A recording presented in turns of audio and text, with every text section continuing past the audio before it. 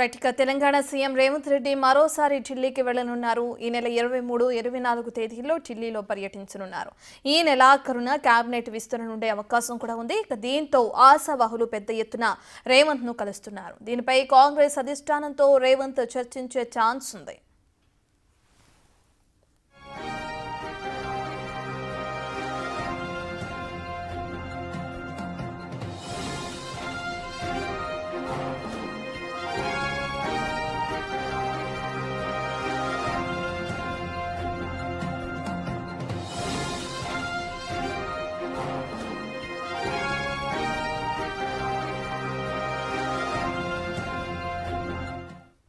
Right గా మనం చూస్తున్నాం. ఈ నెలాఖరున అటు కేబినెట్ విస్తరణ ఉండే అవకాశం ఉంది. ఇక దీంతో ఆశావాహులంతా అటు రేవంత్ ని కలవడానికి క్యూ కడుతున్నారు. ఇక ఈ క్రమంలో అక్కడ అధిష్టానంతో మాట్లాడి చర్చించే అవకాశం కూడా కనిపిస్తుంది అయితే రేవంత్ ఢిల్లీ టూర్ ఈ నెల 23, 24 తేదీల్లో ఉండనున్నట్లు కూడా మనకు తెలుస్తుంది. ఇక ఈ టూర్ ప్రాధాన్యత సంతరించుకుందని కూడా మనం చెప్పుకోవచ్చు.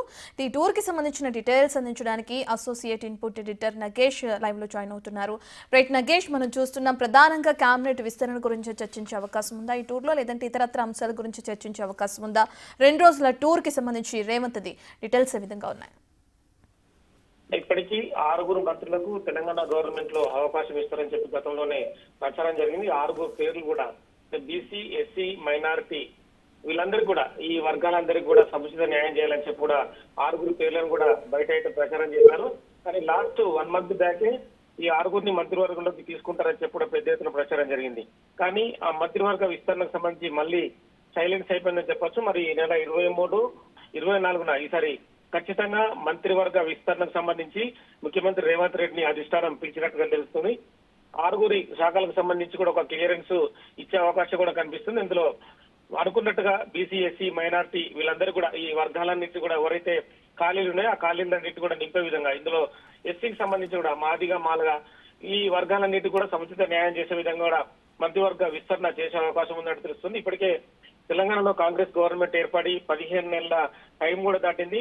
రేవంత్ రెడ్డి దగ్గర కూడా ముఖ్య శాఖలు కూడా, హోంమంత్రి కావచ్చు, విద్యాశాఖ, వివిధ శాఖలు కూడా ముఖ్యమంత్రి రేవంత్ రెడ్డి దగ్గరే ఉండడం కూడా ఇబ్బందికర పరిస్థితులు కూడా ఉన్నట్టు అనిపిస్తుంది. ఎందుకంటే ప్రతి శాఖకు సంబంధించి ఎప్పటికప్పుడు సమీక్ష చేయాల్సిన అవసరం కూడా ఉంది. ఈ క్రమంలోనే మంత్రివర్గ విస్తరణ కూడా ఖచ్చితంగా అవసరం ఉందని చెప్పి అధిష్టానం భావిస్తుంది. వచ్చే స్థానిక సంస్థల ఎన్నికల నాటికి మంత్రివర్గ విస్తరణ జరిపి మిగతా ఏవైతే కార్పొరేషన్ చైర్మన్లకు సంబంధించిన అంశాన్ని కూడా ఒక కొలిక్కి తీసుకొచ్చి నెక్స్ట్ అంటే జూన్ లోపల మరి స్థానిక సంస్థల ఎన్నికల్లో కూడా వెళ్లేందుకు కూడా కాంగ్రెస్ కసరత్తు చేస్తుంది. ఈ క్రమంలోనే మీనాక్షి నటరాజన్ తో పాటు ఏఐసీసీ సంబంధించిన వేణుగోపాల్, మిగతా నేతలందరూ కూడా ముఖ్యమంత్రి రేవంత్ రెడ్డితో ఈ నెల 23, 24 మంత్రివర్గ విస్తరణకు సంబంధించి చర్చించే అవకాశం కనిపింది.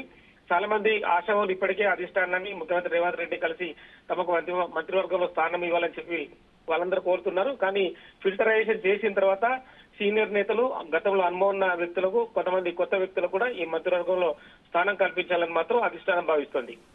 Right, thank you Nagesh.